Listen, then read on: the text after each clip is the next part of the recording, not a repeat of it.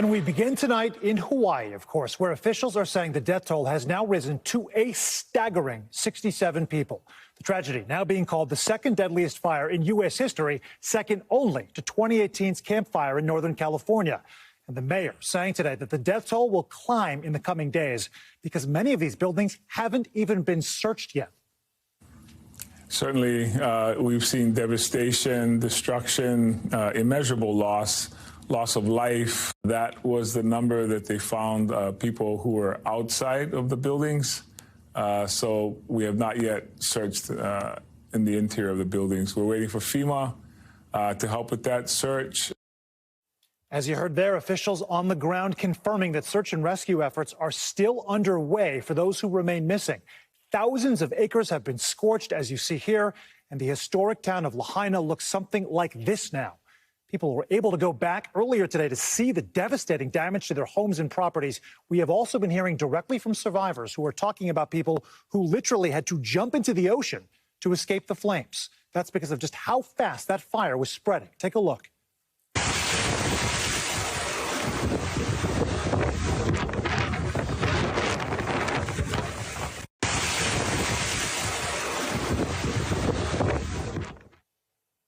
The Coast Guard said they rescued at least 17 people, including 2 children, from the ocean. All this as mass evacuations of residents and tourists are at full speed right now. Those who are leaving the islands are seeing scenes like this from the air, just fires and devastation. Our team is gathering all the latest in these trying conditions. Steve Patterson is at an evacuation center right now outside of Maui High School, and Miguel Almaguer is along the escape route in Maui. Let's start first with Steve. And what are you seeing, Steve, at the shelters? They're hearing from these folks, especially residents who have lived in these areas for so many years. So what are they telling you? Sam, it's heartbreaking, as you might imagine. Stories of residents who have lived in that town for generations and literally watched their homes burn to the ground. Stories of residents that left behind pets, left behind vital medications that they need to sustain an everyday life. And not only residents, but also tourists who are in Lahaina at the time the fire broke out, that had to escape from a hotel, forced into a road next to a wall of flame and towers of smoke, and had to make that decision to leave, and got out in time only to sleep the next nights in their cars until all of them finally made it to one of these shelters. 6 shelters on the island of Maui. I'm standing in front of one of them. I've been talking to people that have shared those stories with me. A few of them I want to share with you. A young woman whose parents lost their livelihood because their jobs were on that front street, and a woman who had been in Lahaina for 40 years and watched everything burn to the ground. Listen to what they told me, Sam. It was really sad to drive by when we were on our way here, seeing where I grew up. My friend's house is just gone. It was heartbreaking. My mom cried, my dad cried, all that. And I was just like I grew up here. That's so sad. That's why we're planning, all of us, our neighbor. We've seen our neighbor yesterday already, and we all hugging, crying. The other thing that we've seen, thankfully, is heartening, not just heartbreaking, but also people donating in droves. I mean, it is every minute of almost every hour, another box will go by carrying supplies, including water and food and just anything that people would need here in order to have a life. And that's what's needed here in Maui. Sam? Yeah, that kind of assistance, Steve, certainly will fill up your heart in the midst of all of this tragedy. Also wondering right now, there's been a lot of debate about whether sirens went off or didn't go off. What have you been hearing from people on the ground there? So our investigative teams actually got a statement from state officials saying that those sirens did not go off, according to the Hawaii Emergency Management Agency and Maui themselves, that they did not activate those sirens. Instead, there were several other sirens and alerts that went out, including to mobile devices, to radio and television, and to the county's opt-in resident alert system. I'm reading directly from that statement as we speak. But you have to wonder, with internet down, with television down, with no power, with no access to radio, with really no way of finding these communications, how are residents supposed to get that information in order to escape in a timely fashion in order to survive this? I think these are questions that are going to be posed to state officials in the next coming days and weeks and months and, frankly, years. But right now, the investigation is focused on search and rescue, as it should be. Anecdotally, speaking to people here at this shelter, some say they did hear some form of siren. Others say not at all. Others that they heard them, but there wasn't a huge response because they may have been more distant than expected. All of this, of course, will be under investigation, you might imagine. Sam? For sure. Steve Patterson from Maui, thank you so much. As more and more people return to Lahaina to see what, if anything, is left of their homes and livelihoods, one symbol of hope remains. Standing tall at the heart of Old Lahaina is the town's banyan tree, fully scorched, as you can see from the fires, and still smoldering at the base. That tree has lived in Hawaii's former capital since 1873 as a gift from India. Generations of people have found comfort and shade there under its 60-foot branches. And while Maui officials believe it may not grow back because the roots are burned, one resident believes otherwise, saying on the platform X, the banyan tree embodies the deep and resilient spirit of Lahaina, made for renewal. That's our ethos in Maui. NBC News national correspondent Miguel Almaguer joining us now with more. And Miguel, lots of folks going back to their homes now to find rubble and ash. Emotionally, what was that like? Sam, it's really tough for so many folks here. This is going to be, you see this massive line of cars. It stretches for miles. Some people in this line have been waiting for hours. They're desperate to get back to their homes. They are anxious. They are worried. And of course, they're very concerned about what they're going to find. So many people who are making this journey know their homes are gone. Others are looking for loved ones, pets, even neighbors and family and friends who they haven't heard from. So it's very difficult for these folks who are returning into the burn zone for the very first time. They have obviously seen the images that we have all seen of Lahaina just destroyed, obliterated by that fast-moving wildfire. They are bracing for the worst. They are hoping for the best, but it's likely going to be grim news once they reach the burn zone, Sam. Yeah, just crushing to think about, Miguel, what they're about to see for the first time. And, you know, so many people returning there also are talking about the banyan tree, how it's one of the only things that does inspire hope, even amidst all this destruction. What does that mean to the residents of Lahaina right now? Well, Sam, folks here on this island are very close. This is a tight-knit community. It's not actually that big of an island here. So many are turning to one another for support, for love. They're looking for symbols of hope. We've seen rainbows that have been posted on social media sites where folks are celebrating a reason to have hope and to move forward. So we know symbols like that banyan tree are incredibly important. We've spoken to a number of people who have lost homes, who have lost loved ones, who are still desperately searching for loved ones. They all have a deep meaning for moving forward together in this community. Here's what one man told us just a short time ago. How do you describe the emotions that you're feeling right now?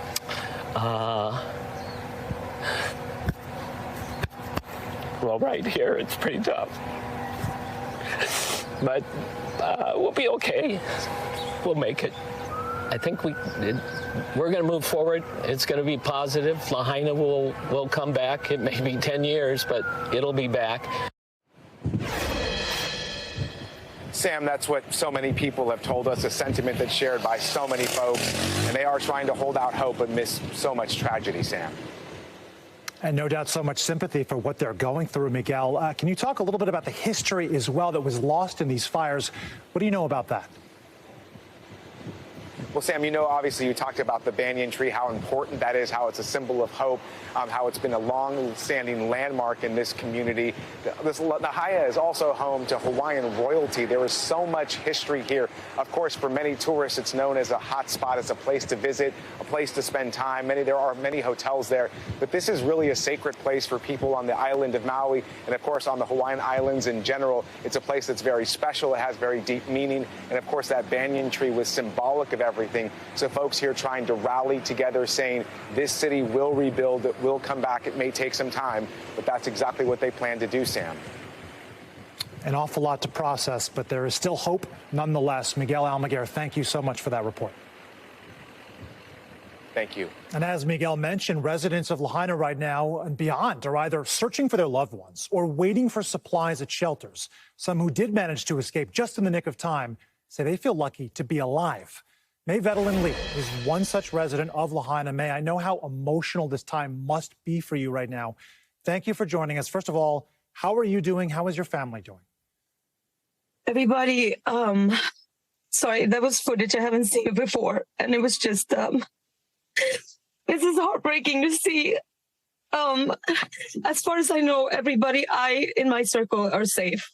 As of today, I got a hold of the last people I was trying to get a hold of. But yeah, I mean, it's just, we're just, the heart of our community is gone. Like you said, I love that you guys are talking about the banyan tree as being a symbol of hope, because I couldn't agree more. I think that's so well said. It just hit something in me when you said that. I love that. It's just, like you said, it's a tight-knit community, and now we're all separated, and it hurts. It hurts to see this footage of our town just being destroyed. It just hurts. It's just heartbreaking. Of course, the roots of the community there in Lahaina are strong, and please take your time. But May, we know that your experience so far, you said all the people that you love, you've been able to get in touch with them, they're okay. I would imagine you're talking to a lot of other folks, though, in that community who don't have that level of resolution right now, or maybe don't know where their friends or their loved ones are. Are you seeing a lot of that? Yeah, it's getting better as people are having more cell service. We're getting a hold of people that were stuck on that side, on the west side, because I'm in central Maui. I escaped after the fires got out of control. I couldn't watch it anymore. I went to south side Maui, and I had service, but over there they don't. So there's been people for two days now that you can't get a hold of. So finally it's trickling in. You're getting a text message from. Up until about 20 minutes ago, there was still one of my closest friends. I didn't know if she was okay or not. And I just get a message from her. But a lot of people there's people missing. There's people missing still, for sure. Right. And we'll see if the telecommunications coming back online maybe will help in that. You know, I also wanted to ask you, May, you sent us some stills just showing the fire out on the horizon. Tell us in this moment what you saw, how fast did it happen, and when, May, did you realize that you had to leave? That picture, the first one, that was when I was evacuated. I ran up the hill to a friend's house, and I'm sitting on top looking down at Lahaina, burning. But from the moment I realized I gotta go, from when this is coming to me until when I was in my car, it was about 5 to 10 minutes. It wasn't long. It happened so fast. The wind was insane. The gusts were like 80-mile-an-hour gusts. So all it took was one branch to catch on fire, and then the next branch will catch on fire, and it spread, and buildings exploded and cars exploded. It was apocalyptic. It was so dramatic, and it happened within minutes. It went from a blue sky to so dark you couldn't even see in the smoke in minutes. It was a nightmare. It is still a nightmare. It's a nightmare. And an inferno. I don't know if people realize sometimes fires, when the winds do kick up like that, can go 60, 70, 80 miles an hour. And I guess my question for you now is, thankfully you're okay. What are you thinking about going forward?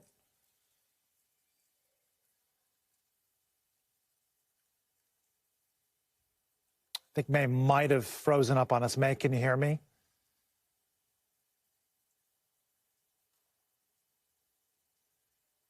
Okay, that was May Vedelin Lee talking to us from Lahaina. You could hear, obviously, the emotional tenor of her voice. They're still trying to understand how all this could have happened, what they just witnessed in the last 72 hours, and yet her friends and family are okay. Some others, that is not the case, but we so much appreciate May's time, and we will be keeping you updated on the situation from the ground in Maui. And welcome back. Here are some of the other headlines that we're keeping track of tonight. I'm sentenced to 3 life terms for murdering his estranged wife, all after he joked about regretting their marriage on the TV show Family Feud. A jury convicting Tim Bleefnick for shooting and killing his wife, Rebecca. Here's what he said on Family Feud before her death. What's the biggest mistake you made at your wedding? Honey, I love you, but said I do. 2 more suspects have turned themselves into police after that violent brawl at an Alabama river dock. This now brings the total people charged to 5. The fight started after a dock worker asked the group to move their boat, which blocked a spot for a riverboat carrying passengers. A federal judge in Idaho temporarily blocking the state's transgender bathroom bill. The law says that students can only use the bathroom of the sex they were assigned at birth. The case was brought by the family of a trans teenager. Disgraced FTX founder Sam Bankman-Fried is going to jail after a judge revoked his bail. Prosecutors alleging that there's been potential witness tampering. He posted a $250 million bond after being first arrested back in December. Bankman-Fried has pleaded not guilty to wire and securities fraud charges. And President Biden's attorneys have been talking to federal prosecutors about how and when he would testify in the case over his handling of classified documents. The special counsel is overseeing an investigation into the classified documents found at Biden's home and also an old office. Today, Attorney General Merrick Garland announced the appointment of U.S. Attorney David Weiss to serve as special counsel to oversee the Justice Department's ongoing investigation into President Biden's son, Hunter Biden. On Tuesday of this week, Mr. Weiss advised me that in his judgment, his investigation had reached a stage at which he should continue his work as a special counsel, and he asked to be so appointed. Upon considering his request, as well as the extraordinary circumstances relating to this matter, I have concluded that it is in the public interest to appoint him as special counsel.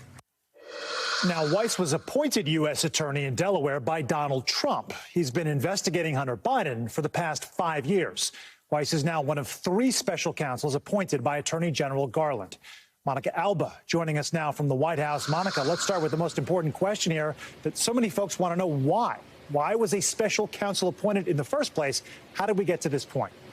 And it's an excellent question, Sam, and one that we're still digging into because it's unclear why David Weiss, after these 5 years of investigating Hunter Biden, now feels he needs this elevated status. And part of it likely relates to where some of these charges can be brought and some authority that he would need to do that. And this also comes in the context and the backdrop of a plea agreement that Hunter Biden and his lawyers thought they had secured just a couple of weeks ago, but that completely broke down in court. And now we know from prosecutors and those defense lawyers that this is leaving things now likely heading to a criminal trial because there is no agreement. They're at a total impasse. So those two things together now means that David Weiss is going to continue to look at these various topics that already were under scrutiny, but there could potentially now be more discovered here. Many special counsel probes, as we've seen over the years in history, start to look into something and then discover something else entirely as some other questions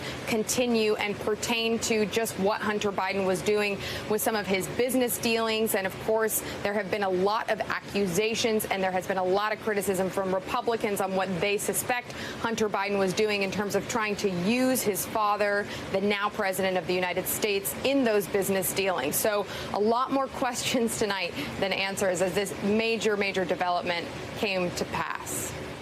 Sure. And Monica, you mentioned Weiss was a major player here, is a major player. He was part of the team negotiating a plea deal for the president's son on tax and gun-related charges, but that fell apart. What's the latest on that case? Yeah, and it was really just a couple of weeks ago where they thought they were going to be able to put this all behind them. And Hunter Biden was planning to plead guilty to those tax-related charges. And it was actually the separate gun-related charge that they couldn't come to any agreement on. And the judge there in Delaware had a lot of questions about just how much immunity Hunter Biden was going to be granted under those terms. So the entire thing collapsed. Hunter Biden ended up entering a not guilty plea as they tried to work to resolve it. So that is obviously a major question here in terms of now, if this goes to trial, it becomes a completely different matter. And again, it could be brought in a different state. That is something that the special counsel will have a little more leeway with. But the timing is a huge question. Look, he could be in the midst of a trial in the heat of the 2024 election, which we're already in pretty full swing of, at least from a Republican primary standpoint, of course. But all of this could really be politically colliding at a time that the current president, his father, is facing this major re-election bid. So it will be a constant cloud potentially over a lot of that, Sam. And Monica, knowing that prosecutorial independence is so important here, was the White House given advance notice about the special counsel investigation? They didn't get any kind of a heads up, Sam, and that is consistent with what we've seen with these other DOJ probes. In fact, when the president himself had a special counsel appointed in the investigation into his handling of classified documents, same thing. It wasn't until they learned from the public or about different probes into the former president. All of this has been exactly because Joe Biden really wants to prioritize the independence between his White House and the Department of Justice. So they learned about it like everybody else when it became public, and they're not commenting or really weighing in any significant way, just referring all matters to the Department of Justice and to Hunter Biden's own personal attorneys, who did say today they're hoping for a fair resolution. All right, we'll see where we go from here. Monica Alba, thank you so much for that reporting from the White House tonight. This morning, federal prosecutors and attorneys for former President Donald Trump squared off in courts. Here you can see Trump's legal team arriving at the federal courthouse in Washington, D.C. in question what restrictions, if any, can be imposed in the trial investigating election interference. Now, you'll remember that Trump faces 4 felonies just as part of this indictment, and he has pleaded not guilty to all of them. The prosecution requested something called a protective order, which would essentially prevent a leak of all the evidence being used in the case. Joining us now is NBC's justice reporter Ryan Riley. Ryan, this ruling is being considered or called mixed in that parts of it benefit Trump, parts of it appear to benefit the Department of Justice. So tell us, how did the judge come down on this ruling? I think the word of the hearing was yield, and the judge used that several times, saying that the defendant's rights, his First Amendment rights, have to yield to the administration of justice, and that, you know, his day job, as she sort of described it, running for president, takes a second seat to the fact that he is a criminal defendant, in not only 1 but 2 federal cases now, and that he can't just willy-nilly go sharing this information as he sees fit.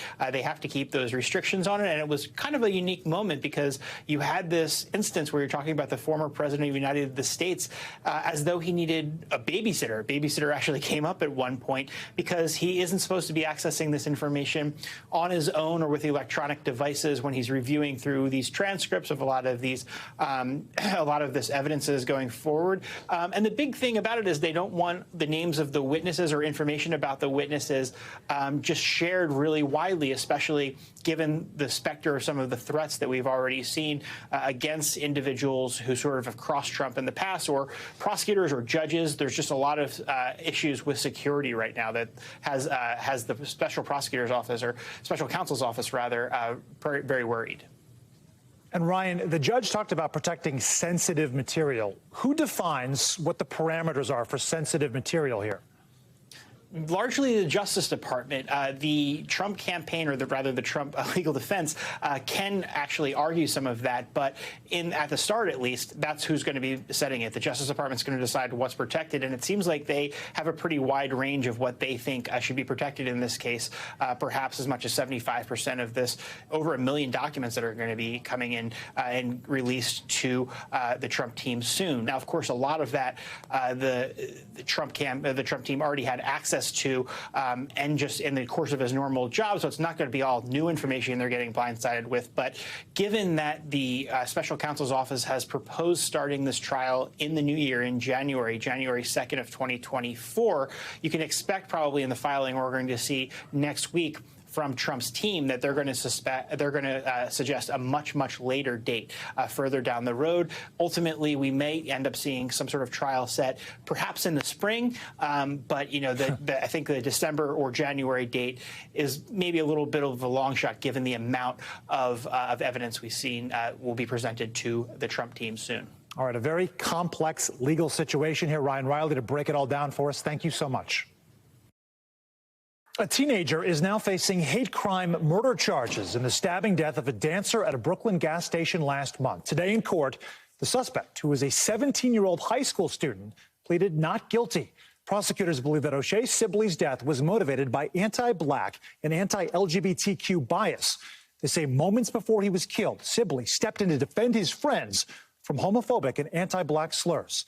Noah Pransky has been following this tragic story for us, joining us now. And Noah, what new information was revealed in court today? about this horrific gas station killing.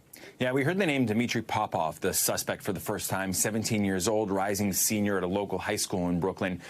We normally would not broadcast the name of a minor because he is being charged as an adult. We are sharing that name tonight. We also learned the charges he'll be facing. Grand jury came down with a whole list, including second-degree murder as a hate crime, the most serious offense he's accused of. That alone comes with a 20-year sentence, minimum, up to life as a maximum. And prosecutors say the victim was targeted for just being himself. He was a beloved dancer. He was a beloved choreographer in the New York City area.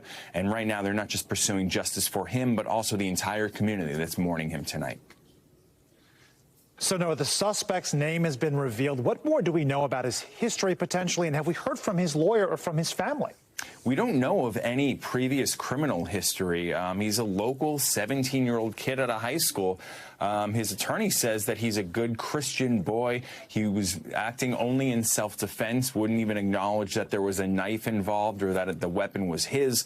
But he says that they also intend to prove that he was not racist. They say he's got black friends, he has a black family, a member of his family, and that at the end of the day, he is not guilty of the crimes he's accused of. Right now, he was denied bail. He's being held in a juvenile detention center in Brooklyn. He's going to be taking classes, working toward his diploma there. But the judge told him to stay out of trouble for the next few months. His next court hearing is not until October. Sam? Just an incredibly saddening case. Noah Pransky for us there. Thank you so much. You got it. All right, coming up, if you drive by a car with nobody behind the wheel, don't freak out, hard as that might be, because more driverless taxis or robo-taxis could soon be on the streets in San Francisco. But are they safe enough? First, though, you got to see this scene in the Windy City. You're looking at all of that yellow. It's like a tub of it. Well, that's not trash filling the Chicago River. Those are rubber duckies, apparently with sunglasses on. 70,000 of them. Now, it's for this year's Duck Derby or Ducky Derby. And it's for a really good cause. All of the proceeds go to the Special Olympics.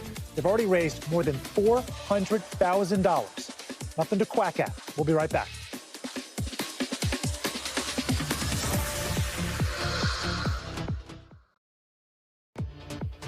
Welcome back. Here are the West Coast stories that we're following right now. Police searched the home of a California judge accused of killing his wife, and they found 47 firearms there. Orange County Superior Court Judge Jeffrey Ferguson was arrested last week after his son called 911 saying that his mother had been shot. Ferguson right now is out on bail, and prosecutors are now asking for additional conditions after finding all of those weapons. Hollywood writers and studios reignited their negotiations today. That stalemate that's kept them on the sidelines for weeks is over a 3-year contract. The writers' union went on strike 101 days ago, hitting pause for more than 11,000 writers across the country. And it is officially Fernando Mania at Dodger Stadium. The team is retiring number 34 in honor of pitcher Fernando Valenzuela, and they are celebrating all weekend long. This morning he was at City Hall, where they declared today Fernando Valenzuela Day in Los Angeles. Driverless cars or automated vehicles might sound like some far-off futuristic concept, but in San Francisco, it is very much a reality. And soon, folks there can expect to see even more self-driving robo-taxis on the road. That is because regulators just gave the green light to expand the service in the city. But not everybody is on board. Hundreds showed up to a public meeting last night, voicing both concerns and support before the commission voted. Among the speakers were several members of the disabled community who seem divided on the issue. My concern is that we don't yet have an agreement on what accessibility looks like for our community. We don't yet have vehicles on the road or even in pilot programs that serve our community's needs. This represents an amazing opportunity to increase transportation for blind people. There are a lot of issues at stake here, and here now to break this all down is senior investigative reporter and my good friend, Gadi Shaban from KNTV in the Bay Area. Gadi, thank you for joining us. You know, these driverless cars are already on the road in San Francisco. I know you've reported hundreds of them. So what exactly changes now with this decision? Yeah, Sam, good to be with you. These companies, Waymo and Cruise, again, already have hundreds of these self-driving cars roaming the streets of San Francisco at all hours of the day. So what exactly did the vote change? Here's the thing. up until yesterday, Sam, they couldn't actually charge fares around the clock for those rides. So Waymo, for example, couldn't charge passengers anything, so they were giving away rides for free. Cruise was a little bit further along in the regulatory process, and so Cruise was able to charge fares, but only for rides in certain parts of San Francisco during overnight hours. So what yesterday's regulatory vote does is essentially codify the ability for Waymo and Cruise to essentially operate like Uber and Lyft throughout the city. All right, so now it's open season on charging for the driverless vehicles. I guess my question would be, you test drove one of them recently, and it did not go exactly as planned. What happened, and what was going on in your headspace as this car decided to just stop? Yeah, not go as planned is definitely one way to put it. So we actually invited a licensed driving instructor to join us on the ride. But Sam, it was only about a minute in when the car just started stopping and starting, stopping and starting. Ultimately, what we realized is that we were getting to a construction site where one of the right lanes, the furthest right lane, was closed, and the car, frankly, just didn't know what to do. It got confused, even though there were two other open lanes that human drivers had no problem cruising right past that closed lane. Our vehicle didn't know what to do. Their default, as the companies will tell you, their default is to stop when they're unsure how to proceed, and that's exactly what happened in our case. Unfortunately, what our car did was park diagonally on a busy thoroughfare in San Francisco. People were honking at us, shooting us frustrated looks, and we ended up staying there for about 20 minutes. The solution to our driverless car problem, Sam, they sent a human driver. Exactly, right? The irony there. And also just that backup for blocks behind you. I mean, how have the companies addressed the logistical issues that appear to be apparent in this case? I mean, listen, they're not trying to fool anyone. They acknowledge there are problems. There are certain obstacles for these driverless cars, particularly when it comes to communicating with people. I think for those of us on the road every day, we might take it for granted, but we do a lot of communicating with people, right? We might shoot a pedestrian a smile to make sure that they can cross in front of our vehicle. A police officer might wave you down if they want you to change lanes. These are things that these driverless vehicles are not capable of doing. Companies acknowledge that, but they say, listen, our cars, to hear them explain it, are still safe. There have been no serious injuries or fatalities since the first and what's believed to be the only death involving an autonomous vehicle. That dates back to 2018. And the self-driving car companies, Sam, they're very quick to point out that every year there are more than 42,000 traffic-related deaths at the hands of human drivers. Obviously, it's not so much apples to apples when you have hundreds of millions more human-led cars than you do self-driving cars, and humans log some 3 trillion miles on U.S. roadways every year. So certainly, it's not quite a fair comparison, but it's one that the companies often tout repeatedly, right? That they stand by their safety record, certainly at this point. Gadi from our NBC station in San Francisco Bay Area, thank you so much. And tonight we are seeing brand new images from inside of the Gilgo Beach suspect's home. His family blaming investigators for a large mess, saying the home is now unlivable. NBC's Stephanie Gosk brings us more. Attorneys for Rex Heuermann's family say investigators left the alleged serial killer's home unlivable. They can't be inside. The house is in shambles. It's ransacked. The conditions inside are deplorable. The family is considering a lawsuit. Today, lawyers released new photos of the home, including evidence boxes piled high and missing drain pipes in the bathroom. The police department said it does not comment on pending litigation. A lawyer for Heuermann's wife also made a public appeal for money to help the family. Asa Ellerup, who filed for divorce, has cancer, he says, and the insurance is running out. Rex Heuermann pleaded not guilty. Does his family believe him? The only thing his family knows about these charges is what's been reported in the media. But do they think he did it? We haven't had that conversation. Frankly, it doesn't matter. I need to get Asa back to being mentally healthy. Rex Heuermann is accused of killing 3 women over a decade ago and is linked to the disappearance of a 4th, according to the Long Island prosecutor. He pleaded not guilty. This week, the trial judge ordered the 59-year-old to give prosecutors a DNA cheek swab. In his decision, writing, contrary to the defendant's contentions, there is probable cause to believe that the defendant committed the crimes charged. While the court case moves forward, a multi-agency task force keeps investigating. At least 11 bodies were discovered on or near Gilgo Beach years ago. One alleged serial killer is in jail, while many wonder if there is still another. Stephanie Gosk, NBC News, Central Islip, New York. Welcome back. Right now, it's that time to take a quick look around the world in 80 seconds. Russian missiles struck a hotel in Ukraine, killing one person and injuring dozens of others.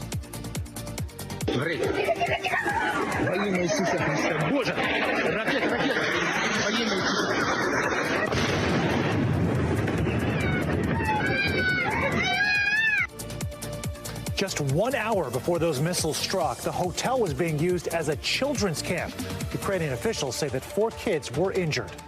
Meanwhile, China right now claiming it's uncovered a spy for the CIA. The State Security Ministry says the spy is a Chinese national that works for a group with close ties to the Chinese military. He was allegedly turned by a CIA agent based in Italy. The ministry even claims that the spy signed an espionage agreement with the United States.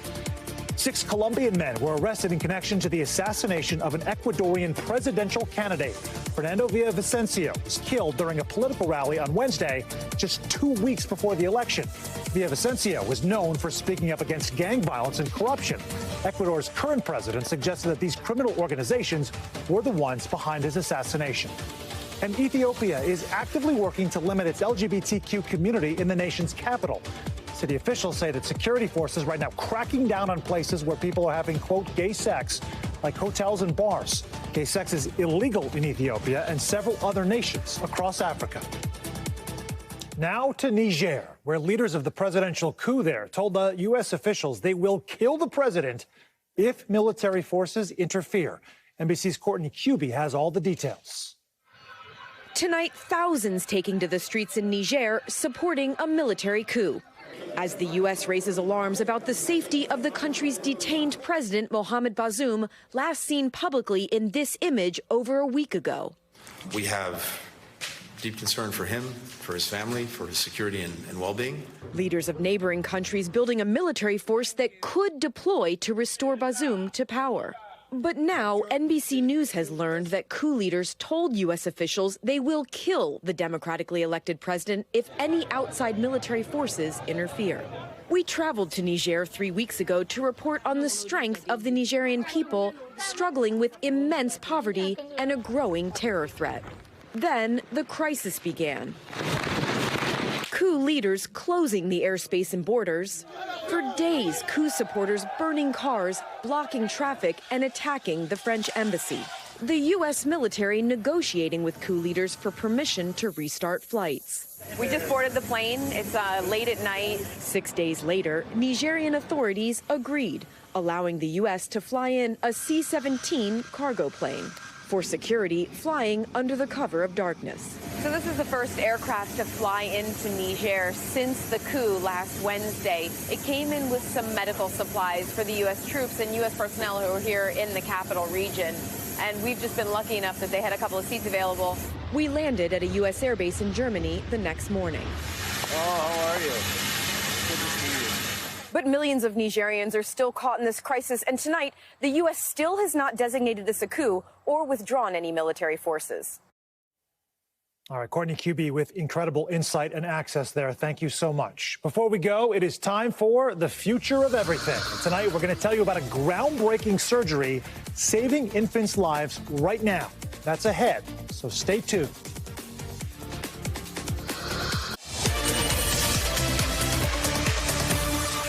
Welcome back. Tonight, it is a groundbreaking surgery giving 2 babies in New York a chance at a full, healthy life. They are the first babies in the world to receive what's called a domino heart transplant. Today, co-host Chanel Jones spoke with the families about this life-saving journey.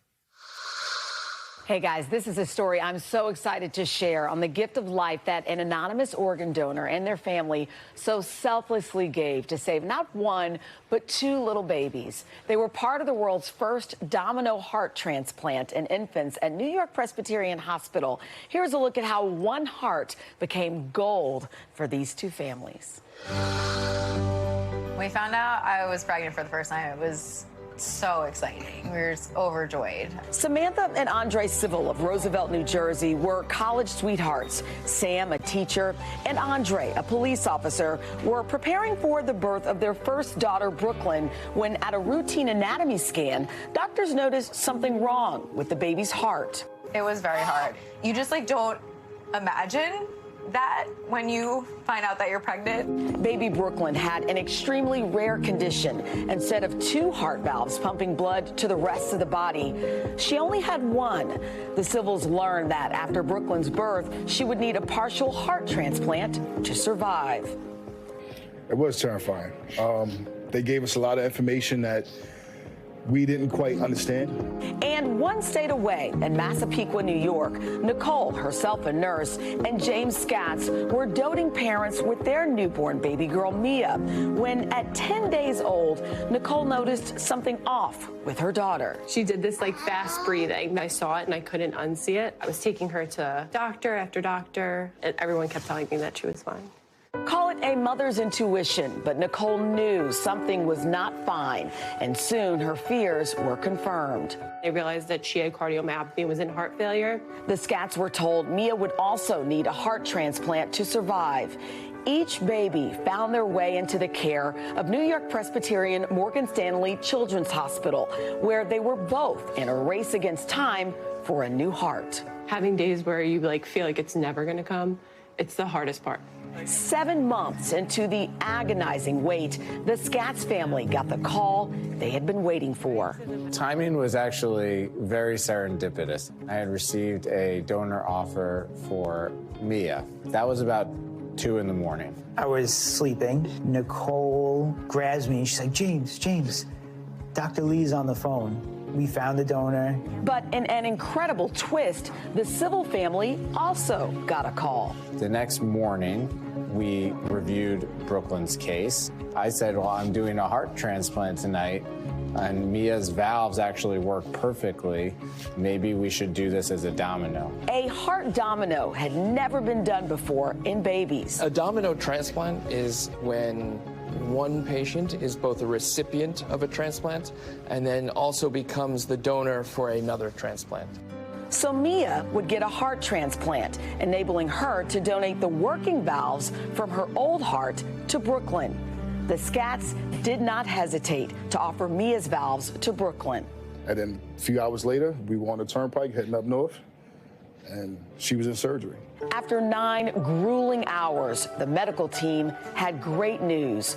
Both surgeries were a success. The moment they told us that the heart was implanted in her and was working well, I don't think there was really anything that can describe it. Soon, the families were able to meet. Words can't explain how much we appreciate you guys. And 2 weeks later, both Mia and Brooklyn were headed home.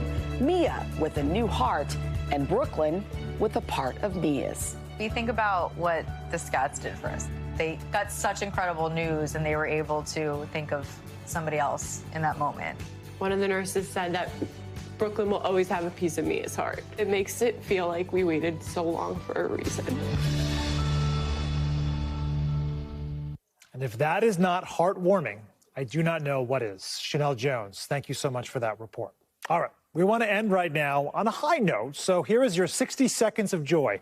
Earlier today, personal front page here, I was tagged in a reel on Instagram that immediately made me smile. It was from a mom in Mississippi, and about 6 months ago, she noticed how her 4-year-old daughter responded every time she saw me on the Today Show. Watch this. Sam, that's not Sam. It's not Sam. That's not Sam. Hi, Sam. It's Sam. Hi, Sam. It's Sam. Sam. It's Sam. It is. Who is it? It's Sam. It's Sam. Sam. Sam. It's Sam. It's Sam. Those are not Sam's. It's Sam. Hey, that's Sam. Sam. Hi, Sam. So that 4-year-old girl is Sloan. I am told Sloan is watching us right now with her parents and her grandparents. I just want to say, hi, Sloan. And also, I talked to my wife about this. She thinks you are great. She's still #1 on the pecking order, but you are definitely in the group of favorite ladies in my life. So thank you so much, Sloan. That does it for us tonight. I'm Sam Brock. Gadi will be back from his galactic tour on Monday. But until then, stay tuned now.